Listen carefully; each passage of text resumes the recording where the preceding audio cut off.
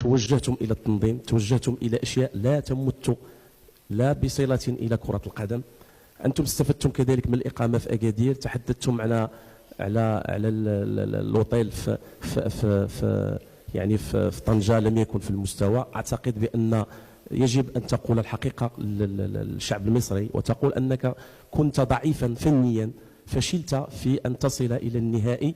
وملي كتكلم بالطريقه ديال انك حصلت على 7 الالقاب، فانت ربما تشكك حتى في القاب مصر اذا نظرنا الى نفس المنطق التي تتحدث به. وشكرا سيد. انا مش هرد عليك عشان انت اسئلتك مش لبقه، ما فيهاش احترام، حتى السؤال اللي بتقوله مش محترم، فانا مش هرد عليك لان السؤال بعد كده. صباح الخير. صباح الخير. خليل ابو خليل، موقع لو 360.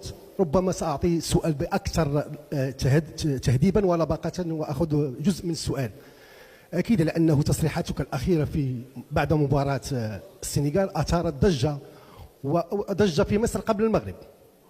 فسؤالي، لا هي ضجه عندكم لكن ما عندناش ضجه. مش مشكل. فقط الا ترى انه عوض انه بالفعل انه كان ربما الاجدر، لانه لو رجعنا الى المباراه السابقه فكان المنتخب يعني بطريقه نهجه كانت تسببت في ضعف كبير للمنتخب المصري.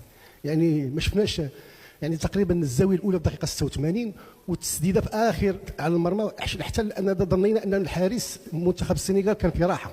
وبالتالي الا ترى انه بعض القرارات الفنيه كانت سبب وراء هذا الظهور الشاحب، بالاضافه الى انه ما الذي الزم المنتخب المصري انه يتنقل الى طنجه متاخرا. ربما انا وصلت لمدينه طنجه قبل المنتخب المصري، يعني تاخر كبير.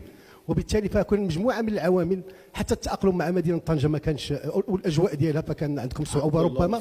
وبالتالي فعوض الاشياء كما قال زميلي، اطرح عليك السؤال عوض انه نناقش ونعطي الحقيقه الاتحاد. هذا هو السؤال ديالك كان ممكن تجاوب.